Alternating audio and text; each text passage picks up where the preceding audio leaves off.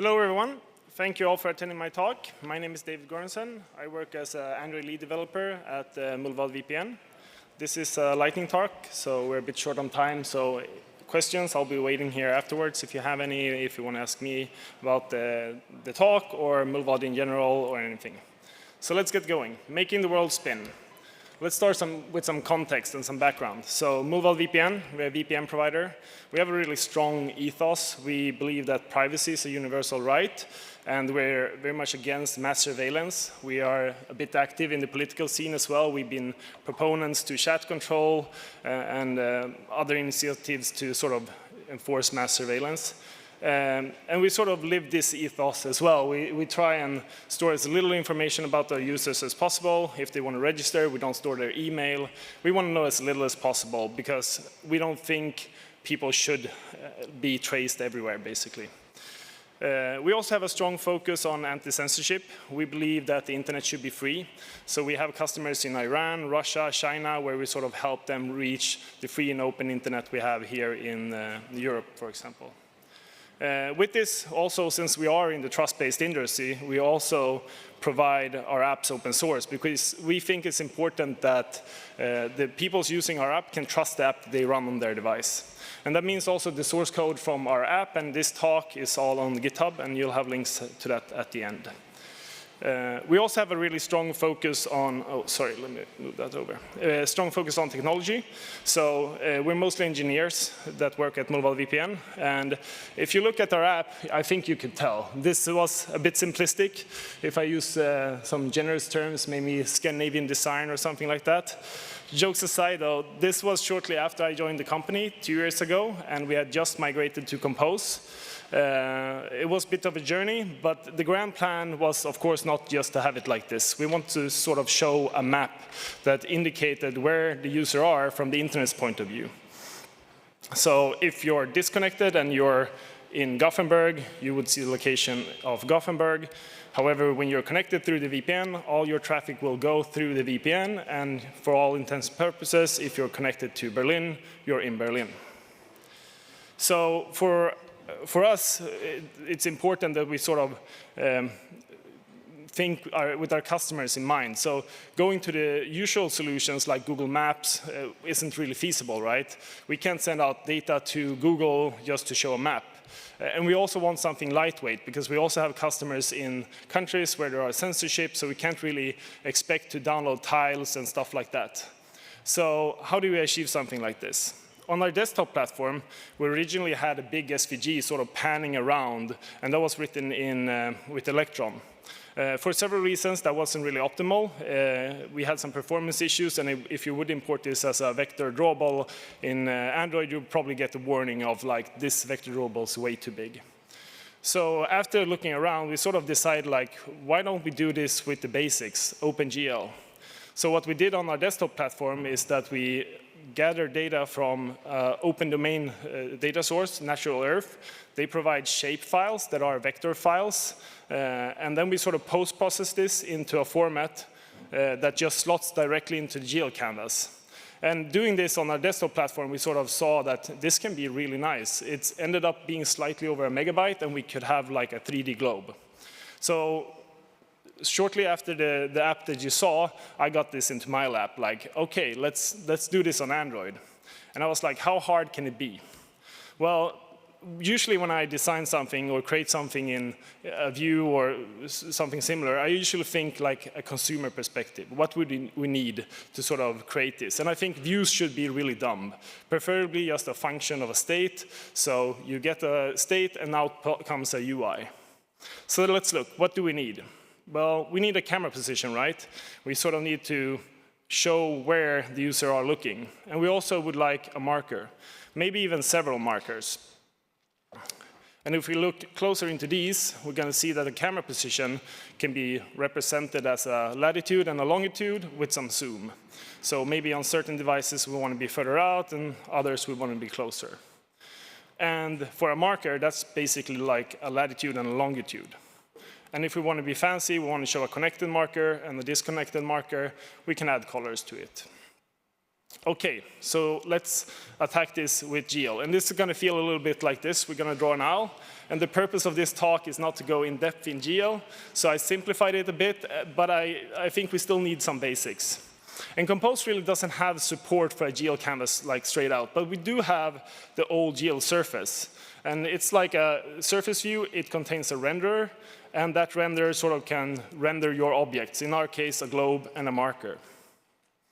So let's look at some code. So the map surface view, in our case, would sort of have this render that we create. We need the resources, the pre-generated files that we post-processed, and pass it into the GL renderer. Then we set the renderer to the view, and then eventually we sort of also need to set the view state to the renderer so it knows what to render. And if we look at the renderer, that does the rendering, right? It's going to have the object it's going to render, a globe, for example, markers. It's also going to have the view state, and when this view gets created, we get a surface created. Here we sort of load in the resources that's going to be needed. We init GL some stuff, and then eventually we're going to get calls to the onDraw frame. And here sort of where we start to get the benefits of representing the map in a 3D instead of a 2D world. We don't need to care about map projections and stuff like that. And if we want to handle the zoom, it's simply translating the view matrix with the zoom. And the same goes for like rotating the globe. We can just simply pass in the latitude and the longitude and rotate the X and the Y axis. Pretty simple. And eventually it goes off to drawing the globe. And as I said, we're not going to go too in-depth into GL, but we all know graphics cards like triangles, right? So we have this format. We have a bunch of vertices. A vertex is X, Y, and Z, so a point in space. And then we also have a list of indices. And with GL, you can sort of draw from buffers, and you can sort of point to these and be very efficient about it. So graphics cards draw triangles. We're just going to point towards these vertices to sort of say we want a triangle for vertex 0, 3, and 5, and it's going to draw that. And then to be really efficient, we can sort of reuse these vertices that we have in our first array, so we don't have to duplicate them all over. So drawing our next triangle only requires pointing towards the other ones. And even further, if we want to draw some land borders, we sort of can even be more efficient and reuse these just once again. So this is sort of how we keep the format so condensed. And if you do this with a GL surface view, you're going to end up with something like this. Pretty simple. We could have used a PNG, right? Well, sort of, but now we sort of had a benefit of we can just change this view based on the inputs. And here we can sort of harvest the power of Compose, right? Now we have access to all of the composable APIs. Well, given that we sort of wrap our view in an Android view. So let's do that. The Android view looks like this. It's a composable provided by the standard library in Compose. And there are two important functions, the factory and the update function. There are some others as well, but these are the most important. The factory one will create your view, and then the update will just update the view. So when we get recomposition, we sort of set this map state to the surface view. Okay, and for the GL canvas, we also need to handle lifecycle. And this is also written in the Android view documentation. You just pass the lifecycle state into the GL surface view. And you're also going to handle it on the surface view side, where you're sort of going to call the on pause and on resume.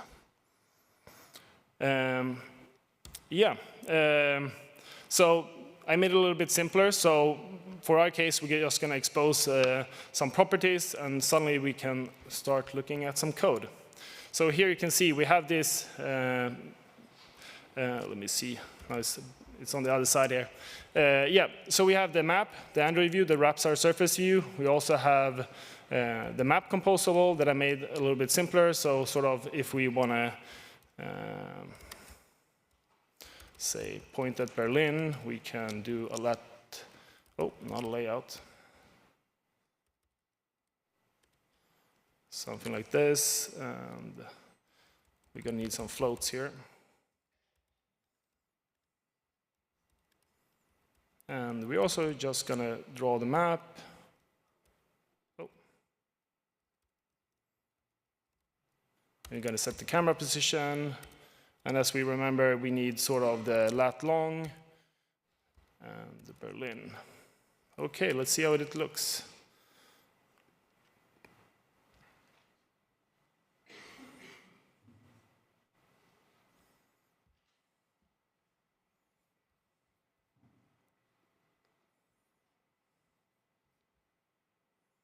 There we go. Suddenly we have a map. It's pointing towards Berlin. Pretty simple.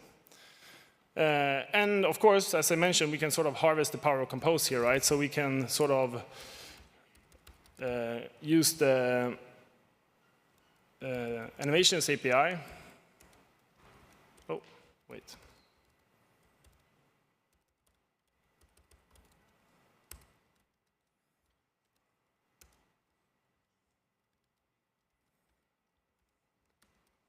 And let's just create an angle. We're going to sort of rotate the longitude here. And we're going to need to import that. I think it's called a repeatable, infinite repeatable. We're going to need some tween. Oh, let's say 15 seconds. And let's just do a easing that's linear. So we don't have, so we have a constant rate here. Okay, let's run it. Oh, yeah, of course, we sort of need to set it, right? Otherwise we ain't rotating much. So let's copy, set the longitude, and the longitude, let's create that from a float, and we called it angle, right? Yes, and oh yeah, we need to get the value. There we go. Let's see.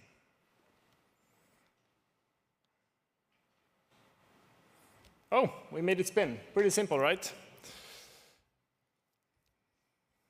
Non-applaud? It's spinning, right? It's pretty good.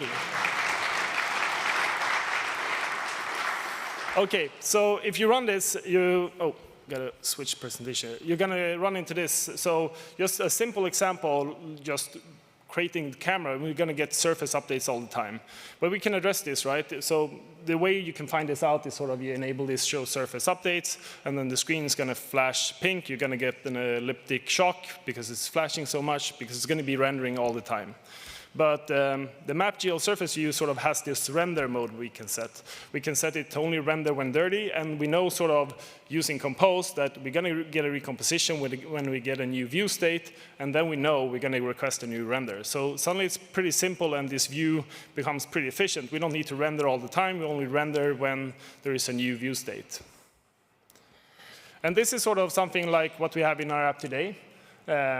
So I think it's kind of cool that you can do these interactions that are not just flat UIs and suddenly have interactive elements.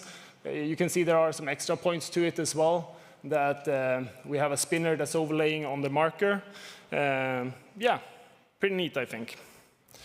And then just let's take a look. We can actually go further on this, right? So how are we on time? Okay, we got 6 minutes, so it's fine. Okay, let's look at how we can sort of use the API even more.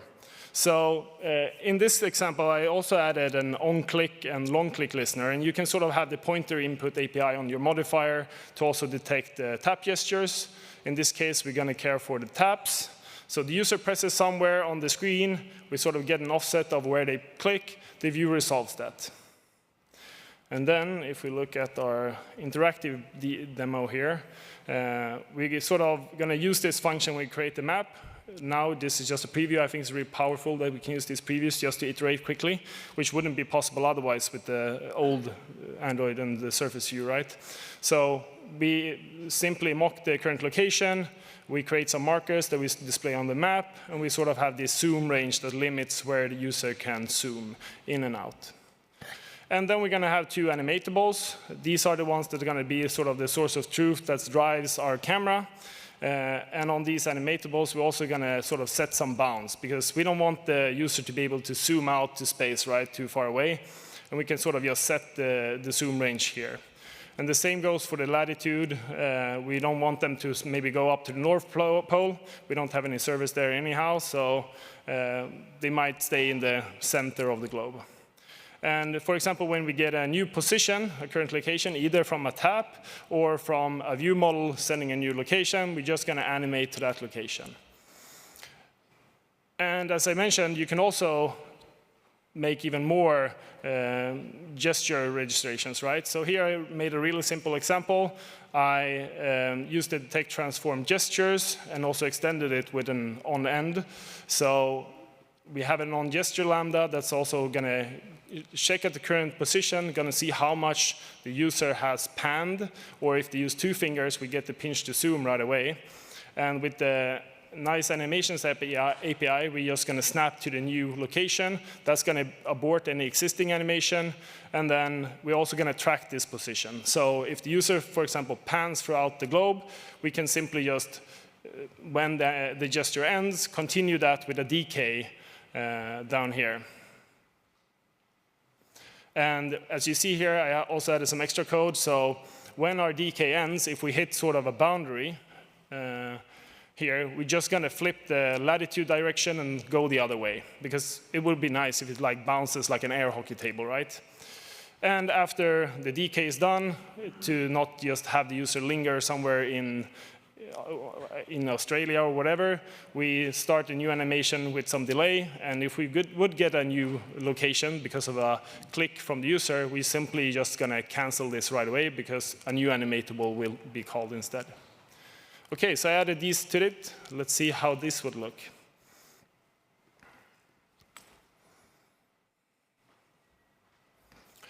So suddenly, we already got the globe. We can sort of pan it.